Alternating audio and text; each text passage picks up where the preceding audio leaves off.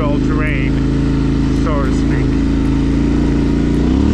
And the feeling that you get is that you are much more confident while riding. So yeah, I'm just cruising now so that you can hear me, but we're gonna be pushing later on. So yeah, just enjoy the ride. Woo! Hey guys, welcome back. Today we're gonna see if the suspension upgrades that I've done to my bike are really worth it. I got the Ohlins STX46, the rear shock, and I also got the Andreani cartridges, rally cartridges for the forks. So right out of the box, they feel really awesome, actually. Yeah, they make the bike feel much firmer. It may not be for everybody. If you're used to ride on the street and you're not doing much off-road, maybe these upgrades are not for you. But if you're doing a lot of pretty much enduro or a lot of off-roading, yeah, these upgrades are totally for you. Even though both the rear shock and the cartridges have softer springs, the bike feels much firmer, and we'll talk about it later. But right out of the box, they feel great. I mean, when I went to get these upgrades installed, and I had to, well, I rode my bike there, they installed them, and then I rode all the way back home through the roads, highways, whatever. It wasn't a comfortable ride because these suspensions are made for off-road riding. So if you ride on the street, they're gonna feel really harsh, your hands are gonna get numb. So yeah, I wouldn't recommend them if you're doing most of your riding on the road. But if you're riding off-road, just on the kind of terrain that we have right here, which is pretty much rocks all over the place, and the mountains. And by the way, this is the Andes. I'm right next to Santiago, which I'll show you later. And yeah, this is really rocky, loose, sandy, and man, if you're going fast with this suspension, yeah, you're just riding a big dirt bike. And it feels really good. Come on, let's see.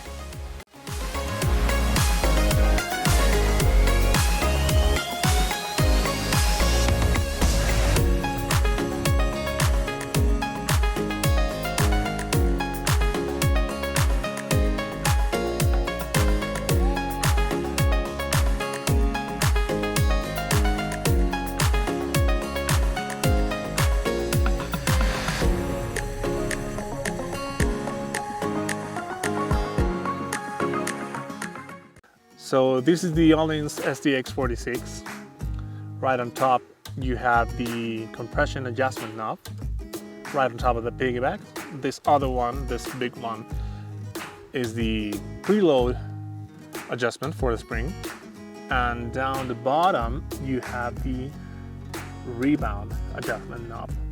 So you have two adjustments for the oil circuit, and then you have the spring preload adjuster. So yeah, it's a pretty straightforward shock. You don't have many other adjustments. You don't have high-speed compression, low-speed rebound, or high-speed rebound. This is just compression, rebound, and preload adjustment. The only thing though that I didn't quite like of this shock, let me see if it's still hot, it's that after a while of riding, the piggyback gets really hot.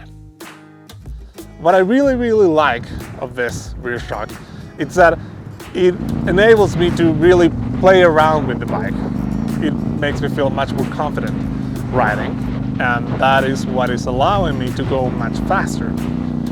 But, and this is a big but, this design, the STX, which stands for single tube design, this rear shock gets really hot with temperature. So after I have ridden, I don't know, let's say 5 miles, 8 miles through this kind of terrain, rocky, braking bumps, a few jumps, drops, whatever, just like an enduro ride, the rear shock gets really hot. So if you touch that piggyback, it's like putting your hand in boiling water. And what that does is that temperature makes the oil much thinner. So you lose the resistance from the oil and you're relying pretty much on the spring to control the movement. So you lose that control over compression and over rebound. But what Ohlins did was that the compression needle and the rebound needle, they expand with temperature. So that's how you compensate for the thinner oil. Since this needle is expanding, it's restricting even more the flow of the oil inside the shock. So you don't feel the difference while riding. But yeah, I didn't quite like that I have to depend on these needles to expand and contract to control the movement of the shock. So yeah, I don't know. I know for sure there's another model which is called the TTX Flow, and you may not find it everywhere on every shop, but I found it on a few websites, and TTX stands for twin tube design. So yeah, it's a design that works with much more oil volume, and I'm guessing that it doesn't get as hot as this one. So I'm thinking about upgrading again, but I don't know, I'm still good with this one. I really like it. It's a really big contribution to ride this kind of trails. So yeah, you shouldn't have any problems with that rear shock. You have compression adjustment, rebound adjustment, and the spring preload adjustment.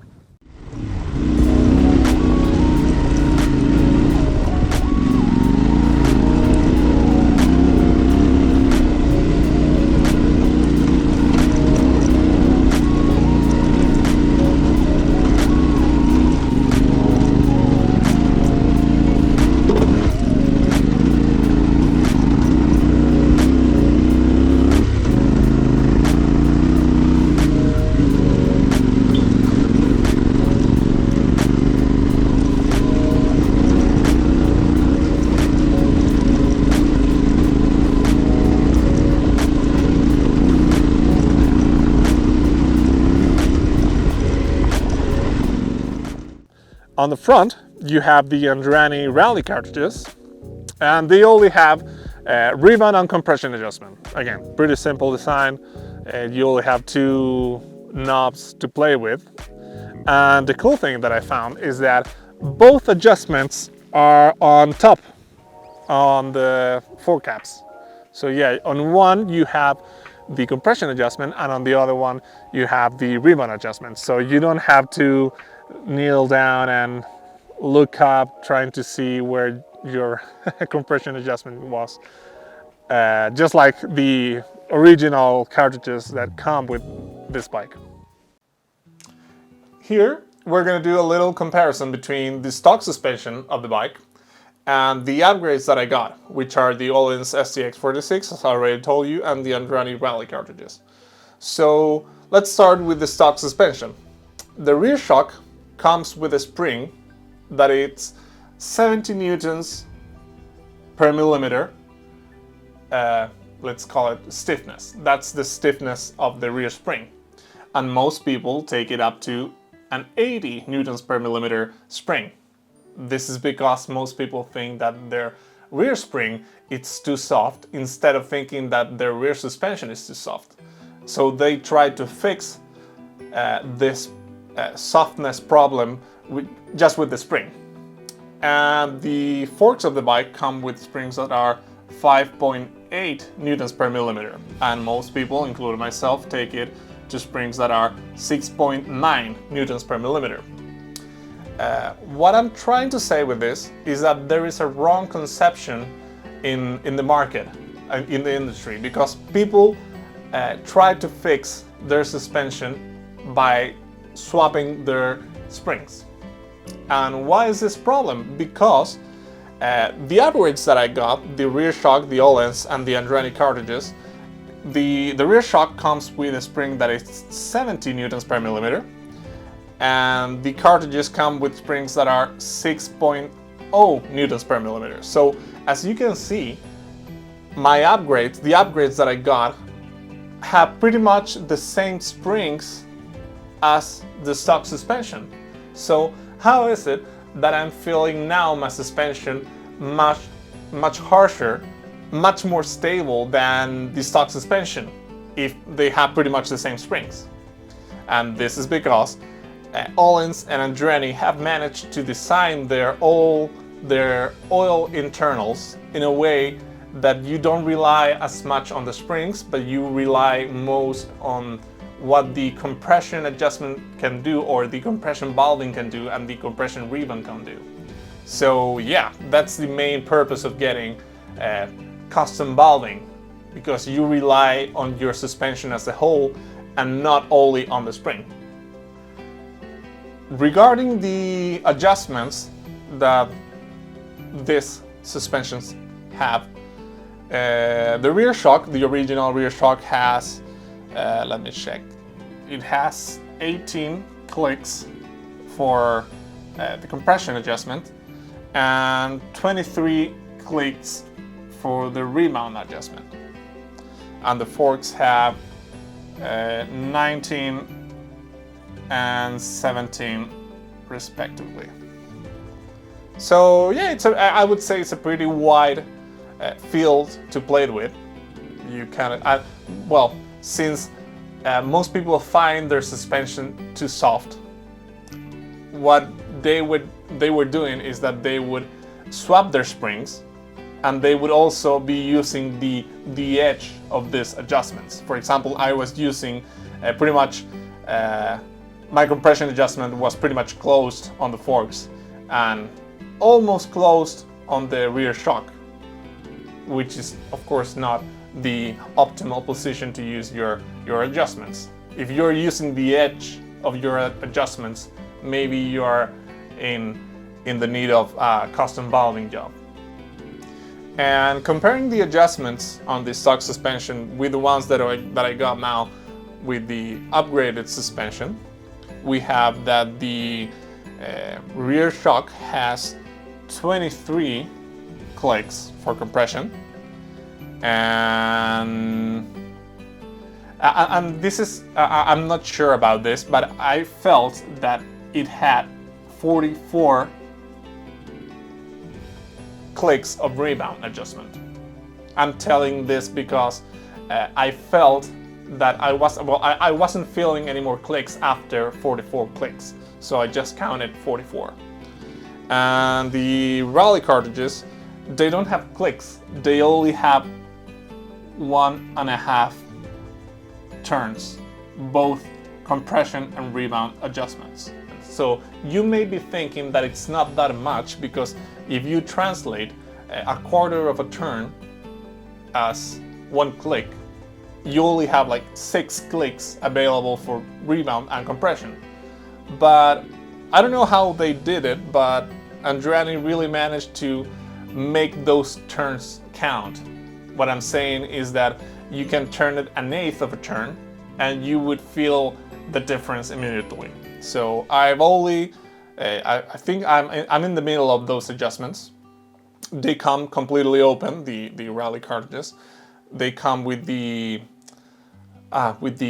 adjustments completely open, and I have been closing them to my feeling, and right now I'm almost at the middle of them. So yeah, this is pretty much a general comparison between the stock suspension and the upgrades that I got. So yeah, both upgrades, both suspensions, both the rear shock and the cartridges are a game changer. You're gonna be just fine doing enduro with both with both upgrades.